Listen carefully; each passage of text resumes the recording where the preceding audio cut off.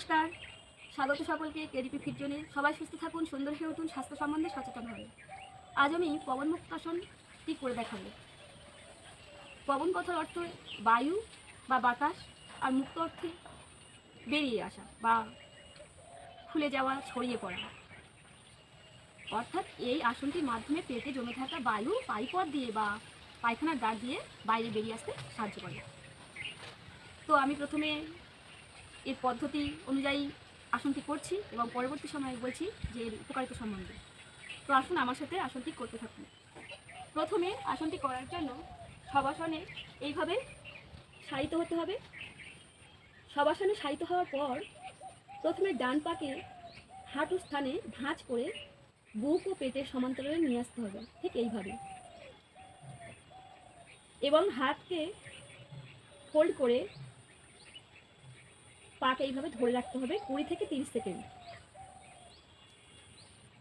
এরপর আবারও শবাসনে ফিরে আসলাম। এরপর ডান পাকে হাঁটুর স্থানে ভাঁজ করে বুক ও পেটের সমান্তরালে নিয়ে আসতে হবে একইভাবে, এইভাবে। এবং হাতকে বেঁধে এইভাবে আলতোভাবে চেপে ধরে রাখতে হবে পেট ও বুকের সমান্তরালে। আবারও 20 থেকে 30 সেকেন্ড এই সময় হোল্ড করতে হবে। এরপর আবারও শবাসনে ফিরে আসবে।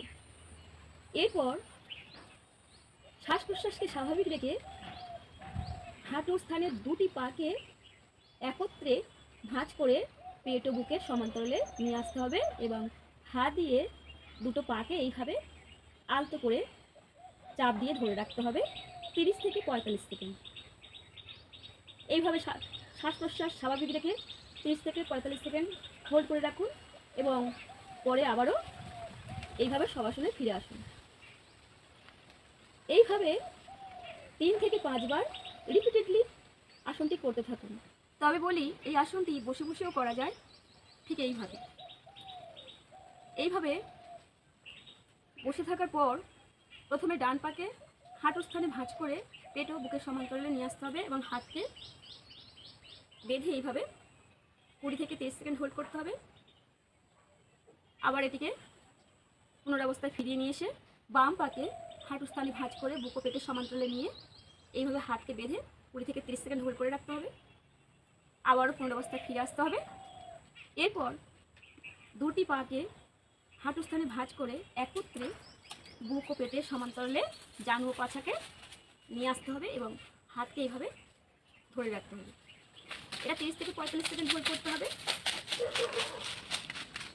এবং শ্বাস প্রশ্বাসকে স্বাভাবিক রাখতে হবে এবং পুনরাবস্থায় ফিরে আসা হলো।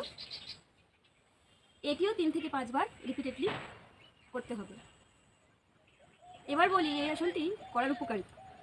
এই আসনটি করলে প্রথমত পেটে জমে থাকা বায়ু বা গ্যাস নির্গত হয় পাইপথ বা পায়খানার দ্বার দিয়ে।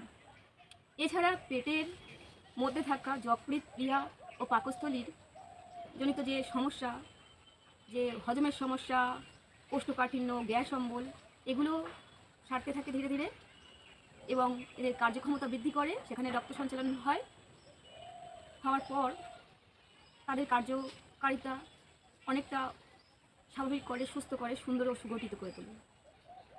এছাড়া পাছা ও জানুর পেশি স্থিতিস্থাপকতা বৃদ্ধি পায়। এছাড়া পেটে জমে থাকা অতিরিক্ত মেদ ঝরে যায় এবং পেটের পেশি সুগঠিত হয়।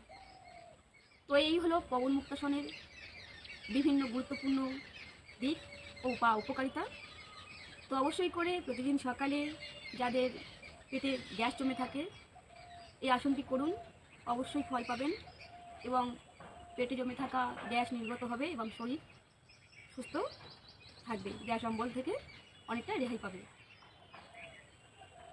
তো আমার ভিডিও যদি আপনাদের ভালো লেগে থাকে অবশ্যই করে চ্যানেলটি সাবস্ক্রাইব করে পাশে থাকুন এবং আপনার কি সমস্যা তা কমেন্টের মাধ্যমে জানান এবং পরবর্তী ভিডিওতে আমি আপনার সমস্যার সমাধান নিয়ে ব্যায়াম প্রতিস্থাপন করব। তো আজকে এইখানে শেষ করছি পবন মুক্তাসনের পদ্ধতি ও উপকারিতা নিয়ে আলোচনাটি।